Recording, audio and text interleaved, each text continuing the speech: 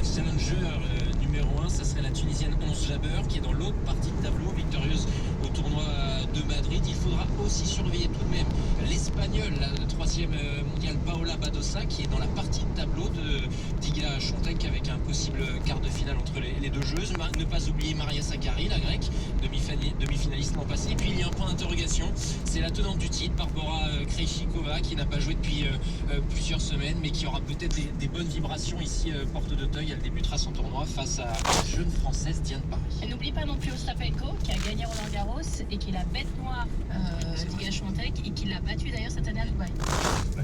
C'est Krejcikova, la tenante du titre. Tu penses que t'as jamais entendu parler de...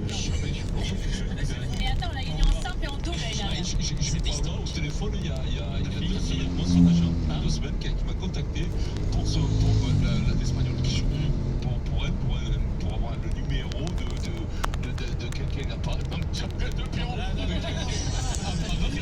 je laisse finir. Je ne sais pas où on est là. Je pense qu'on peut traverser un univers parallèle. Non, est-ce que tu es dans une autre émission? Mais non, je te dis que Paola Badosa, comment elle s'appelle l'espagnol?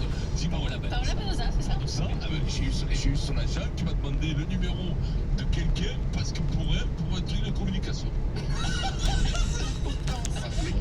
Si, mais si on ne comprenait pas, moi je me comprends. Non, mais moi quand c'est comme ça, je le laisse, il faut que je sais. Moi, je vous propose qu'on refasse un débat sur les commotions. Le ressortir d'un ami en disant je vais expliquer. Je repars de zéro. Paola Badosa, Oui. Une joueuse espagnole. Oui. Moi j'étais en Espagne il n'y a pas longtemps. Son agent, m'appelle pour avoir le numéro d'un mec en France pour un futur sponsor pour elle, personnel. C'est ça. C'est un sponsor. Après, ce qui est effrayant, c'est que tu nous dis ça alors qu'on parle de Krejcikova. Mais non, t'as vu Badosa? Tu dis oui, j'ai eu Mais non, Paola. mais non. Sachant que Paola, c'est sa fille. Oui, mais moi je joue ça. C'est effrayant. Tu as beaucoup de mets dans ta vie. Ah oui, quelques étés. Je sais pas si le docteur Paquet nous écoute ou quelqu'un d'autre SPD. On s'est parlé de Paola il y a 2 minutes. On a parlé de Paola dans le classement. Là. Je sais pas qui en a parlé. Il y a quelqu'un qui a parlé de Paola. C'est ça. Oui, c'est ça. D'accord. Dans le classement. C'est pour ça. Bien sûr. Ça s'appelle Paola. C'est pour ça. Ça va. Donc, c'est. Alors, je vais essayer de bien le prononcer à la polonaise. C'est Świątek, la favorite Świątek. absolue. Świątek. Świątek. Il y a personne pour la. Enfin, il y a personne. C'est quoi la cote pour toi de Świątek? En fait, si elle perd, Elle est polonaise. quasiment elle perd toute seule. C'est-à-dire que là, aujourd'hui, elle les a toutes battues sur quasiment toutes les surfaces. Elle est sur une série de victoires consécutives qui est incroyable, qui est quasi historique. Donc là, bien évidemment qu'elle a toutes les cartes en main, mais après en tennis féminin, et c'est ça qui en fait aussi la beauté, c'est qu'il y a beaucoup de paramètres qui fait que la veille, il peut se passer un truc, qui fait quand tu arrives sur le terrain le lendemain, mais tu mets pas une balle dans le terrain, et donc du coup tout peut s'inverser. Tu peux avoir des favoris de sortie au premier tour, sortir en début de première semaine, et tout s'inverse en deuxième semaine.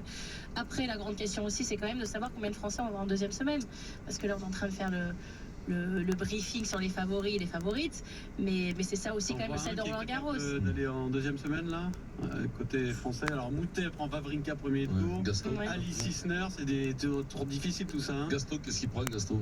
Gaston, je vais te dire. Demi-nord. Demi-nord. C'est assez dur, Mario. Très dur. Et Marion Tac, c'est Son gars, Casper Ruud. C'est pas comme toi, n'arrive pas avec 0 munitions dans la. Moi j'arrive avec les munitions, mais je les oublie. Je les oublie, c'est-à-dire les noms et tout.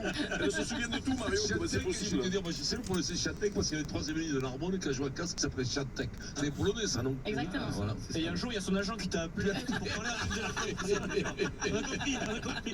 Je s'arrête jamais. Juste un mot sur le tirage de son gars qui prend la tête de Świątek, numéro ça, 8. c'est- Casper Ruud. Aucune illusion face à Ruud. Très très compliqué. Mais enfin, on a préparé quelque chose, une cérémonie en tout cas Le marché funèbre. pour Joe, on arrête de dire ça.